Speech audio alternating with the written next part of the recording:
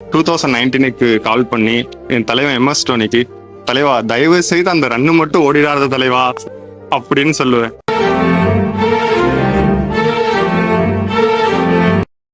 இதுதான் ப்ரோ.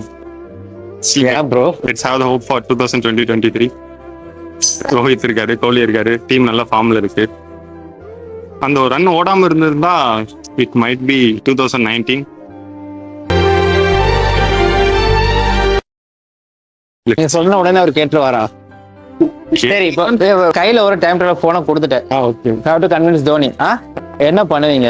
உங்களோட acting sense நான் பார்த்தே ஆகணும்.